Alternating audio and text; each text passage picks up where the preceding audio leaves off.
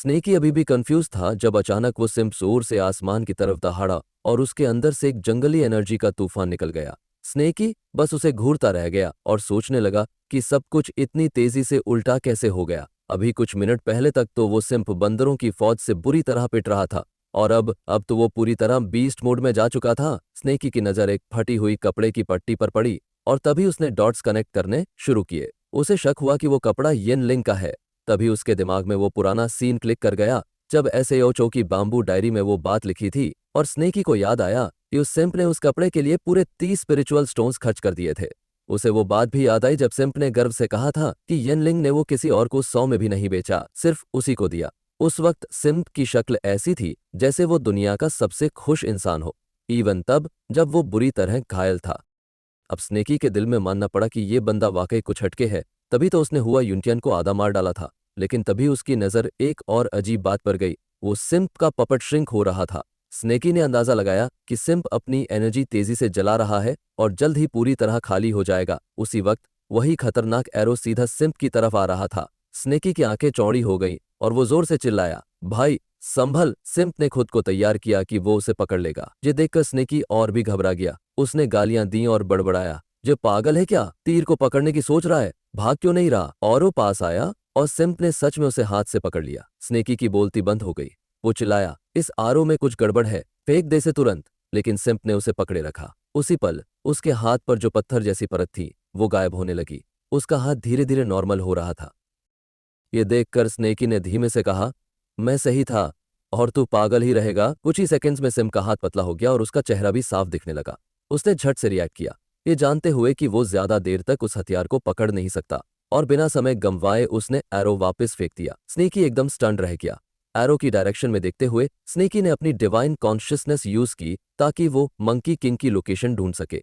लेकिन कितनी भी कोशिश की कुछ नहीं मिला, सिर्फ डिसअपॉइंटमेंट। डिस्टेंस इतना ज्यादा था कि उसकी डिवाइन सेंस वहां तक पहुंच ही नहीं पा रही थी। कुछ पल बाद जब एरो कहीं जा गिरा, स्नेकी ने ध्यान से आवाज सुनी। उसी साउंड से उसने अंदाजा लगाया कि मंकी किंग को हिट लगा है। लेकिन जो बात ज्यादा चौंकाने वाली थी वो थी उस बंदर की इनसेन इंड्योरेंस। ना कोई चीख, ना कोई कराह, वो खामोशी किसी दहाड़ से भी ज्यादा डरावनी थी। स्नेकी ने कोई रिस्क न लेते हुए 2 पपेट समन किए और उन्हें स्काउट करने भेजा। उसे शक था कि ये कोई ट्रैप भी हो सकता है और उन्हें किसी भी चीज के लिए रेडी रहना पड़ेगा। पपेट्स को भेजने के बाद स्नेकी सिम्प के पास गया, जो अब जमीन पर पड़ा था। उसका शरीर पूरी तरह थका हुआ लग रहा था। पास जाकर स्नेकी ने देखा कि सिम्प ऑलमोस्ट ड्रेन था। उसकी स्पिरिचुअल एनर्जी उसके दाहिने हाथ की चोट से लीक हो रही थी और अब लगभग खत्म हो चुकी थी। स्नेकी ने सोचा, ये बोन एरो ना सिर्फ तेज है बल्कि स्पिरिचुअल एनर्जी को भी चूस लेता है। उसने उस जख्म को गौर से देखा और सोचने लगा कि आखिर ये एरो किस हड्डी से बना है। उसे याद आया कि पहले जब उसे हिट किया था तो कितनी बुरी तरह दर्द हुआ था। उसे एक्सेप्ट करना पड़ा कि इस एरो की पावर सच में टेरिफाइंग है। अगर उसने उस वक्त अपनी टेल से ब्लॉक नहीं किया होता तो शायद वो बच भी नहीं पाता। तभी उसके गोलम से एक मैसेज आया। स्नेकी ने फौरन उनकी विजन में झांककर देखना शुरू किया। उम्मीद थी कि शायद कुछ यूजफुल मिला हो। गोलम्स की नजरों से देखते हुए उसे जमीन पर कुछ ब्लड ऑफ फर दिखाई दिया। उसकी आंखें फैल गईं। उसने तुरंत अंदाजा लगाया कि ये मंकी किंग का हो सकता है। लेकिन रुको, वो पुराना सिक्का और वो बोन एरो भी गायब थे। स्नेकी ने सोचा, अब तो जो भी बचा है जल्दी से समेट लेना चाहिए, कोई और लूट न ले जाए। आखिर मंकी लूट पेड़ पर नहीं उगता। वो तेजी से आगे बढ़ा और बड़बड़ाया, अगर हर बार जब उस मंकी किंग ने मुझे ट्रिप किया हो मुझे $1 मिला होता तो आज मैं मिस्टर बीस्ट होता।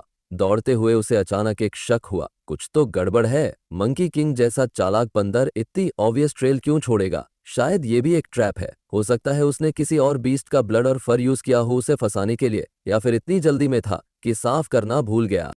जैसे ही स्नेकी उस स्पॉट पर पहुंचा उसने खुद को याद दिलाया कि अभी वो फुली हील्ड नहीं है। मंकी किंग का पीछा करना फिलहाल बुद्धिमानी नहीं है। उसने अपने गोलेम्स को कमांड दी कि जहां ब्लड और फर मिले हैं उस जमीन को खोद कर निकालने। उसका लॉजिक था, अगर अभी स्टोर कर लिया जाए तो बाद में कभी भी इन्वेस्टिगेशन की जा सकती है, चाहे वो बूढ़ा बंदर कितना भी चालाक क्यों ना हो। उसकी ऑरा की कुछ न कुछ ट्रेस मिट्टी या घास में जरूर बची होगी। सीन अब हजारों मील दूर शिफ्ट होता है। माउंट वू की गहराइयों में डॉगी एक बीस के स्केलेटन को चबा रहा होता है। खाते खाते वो खुद से बोलता है कि ये तो मुंह में घुल जा रहा है, सरप्राइजिंगली मीठा टेस्ट है। साथ ही वो येन एनर्जी की भी तारीफ करता है। ये देखकर इंप्रेस होता है कि एनर्जी कितनी प्योर है। डॉगी मजे से मंच करता रहता है और सोचता है कि स्नेकी ने जो स्पिरिचुअल स्टोन माउंटेन उसे दी है उसके बाद अब ओरिजिनल प्लान पर वापस आना बस वक्त की बात है।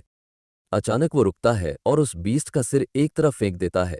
एक थॉट उसके दिमाग में आता है। उसे याद आता है कि उसने स्नेकी को एक पपट देने का वादा किया था और वो देना भूल गया। फिर वो सोचता है कि चलो अगर नहीं भी दिया तो शायद स्नेकी को फर्क ना पड़े। लेकिन तभी उसके दिमाग में स्नेकी का वो स्मग फेस आता है, जैसे अभी अभी उसे झूठा बोल रहा हो। ये सोचते ही डॉगी का मूड खराब हो जाता है। वो ग्रोन करता है, उठता है और चल पड़ता है, बोलते हुए कि कुछ चीजें करनी ही पड़ती हैं, ना कोई बहाना चलता है ना कोई एस्केप।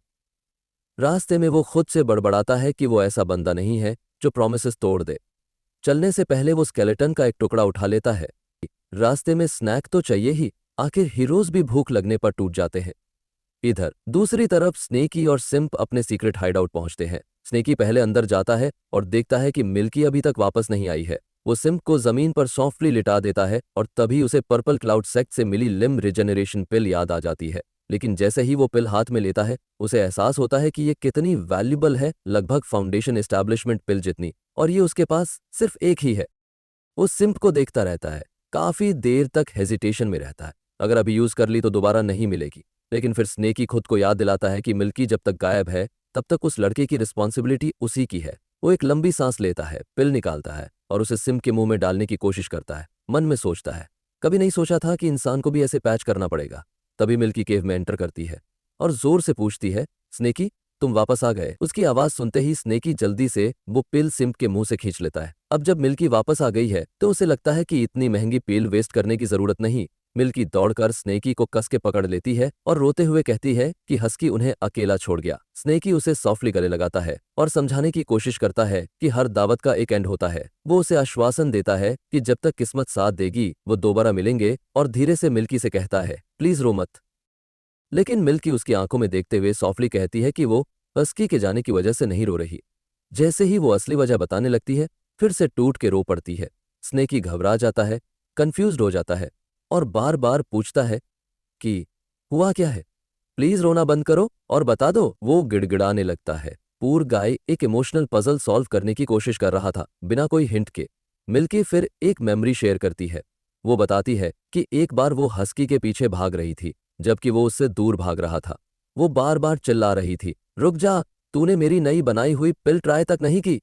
ये सुनकर हस्की पूरी तरह डर गया और तेज दौड़ने लगा, चिल्लाते हुए, दूर रह, मत आ पास। मिल्की ने हार नहीं मानी। वो उसके पीछे पीछे दौड़ती रही और सोचती रही कि आखिर वो इतना डर क्यों रहा है। तभी हस्की चिल्लाया। मिल्की उसके पास पहुंचकर बोली, मैंने तो सोचा था कि हम बेस्ट सिस्टर्स फॉरएवर रहेंगे। ये सुनकर हस्की शॉक में फ्रीज हो गया। उसके दिमाग में चला कि वो तो मेल है और बेस्ट सिस्टर्स फॉरएवर का कॉन्सेप्ट तभी मुमकिन है जब वो कुछ बहुत ही स्पेशल सर्जरी करवा ले। मिल्की अभी भी अपसेट कसम खाकर बोली, इस बार मेरी पिल में जहर नहीं है, अगर हो तो बिजली गिर जाए। और जैसे ही उसने ये बोला, बिजली सच में गिर गई। हस्की तो वही फ्रीज हो गया। उसे समझ आ गया कि पिल में जहर तो है ही। वो हार मानने की सोच ही रहा था और सोचा, नहीं, अब तो देखकर ही उल्टी आ रही है। पूर गाय की सोल आधी बॉडी से निकल चुकी थी। जैसे ही उसने बैठने की कोशिश की, मिल्की झट से आ गई और सारे पिल्स सामने रख दिए, कहते हुए कि जितने चाहे ट्राई कर लो। हस्की डर गया, लेकिन मिल्की और भी डराने लगी। बोली, इस बार मैं ग्रैंड एडवेंचर पर जा रही हूं, चाहे कुछ भी हो जाए। वो हस्की पर चढ़ गई और बोली कि ये पिल्स उसके लिए सबसे कीमती हैं और उसे ही लेकर जाना होगा। जाते जाते उसे इडियट भी बोल दिया और कहा, नेक्स्ट टाइम मिले तो बताना कैसा फील हुआ। वहीं बैठा हस्की रोने लगा, बोलते हुए कि हर बार कहता हूं तेरी पिल्स जहरीली हैं, फिर भी तू मुझे जबरदस्ती खिलाती रहती है। वापस प्रेजेंट में मिल्की स्नेकी के गले लगकर रोती है और कहती है, मैंने अपना वो इकलौता दोस्त खो दिया जो मेरी पिल्स टेस्ट करता था। स्नेकी सब समझ जाता है और सॉफ्टली कहता है कि उदास मत हो। फिर एक तरफ हटकर बोलता है, अगर प्रॉब्लम सिर्फ पिल टेस्टिंग की है तो हमारे पास सिम्प है ना, उसी पर ट्राई कर लो। मिल्की सिम्प की तरफ देखती है और शॉक्ड हो जाती है। सोचती है, इसे इतनी बुरी तरह क्या हो गया। उसे लगता है कि कुछ बहुत बुरा हुआ है। वो स्नेकी से पूछती है कि असल में हुआ क्या था। स्नेकी कैजुअली बोलता है कि लॉन्ग स्टोरी है और फिर सीधे पूछता है कि सिम्प की हालत देख सकती है क्या। ये सुनते ही मिल्की एक्साइट हो जाती है। उसे खुशी होती है कि कोई तो है जो उसके हीलिंग स्किल्स को सीरियसली ले रहा है। वो झट से मान जाती है और प्राउडली कहती है, हीलिंग में तो मैं बेस्ट हूँ। स्नेकी को थोड़ा सुकून मिलता है और वो मिल्की से कहता है कि सिम्प अब उसी की रिस्पॉन्सिबिलिटी है। मिल्की जोर से सिर हिलाती है और प्रॉमिस करती है, उसका राइट आर्म सिर्फ 7 दिन में पूरा ठीक कर दूंगी। अगर आपको ये रिकैप पसंद आया हो तो कमेंट में जरूर बताना और ऑब्वियसली लाइक भी करना मत भूलना। अपने दोस्तों के साथ शेयर करो और चैनल को सब्सक्राइब करना तो बनता है। सबसे ज़रूरी बात, नोटिफिकेशन बेल ज़रूर ऑन कर लो ताकि अगला रिकैप जैसे ही आए तुम उसे मिस ना कर सको। तब तक के लिए अपना ख्याल रखना और सेफ रहना। मिलते हैं अगले एपिसोड में।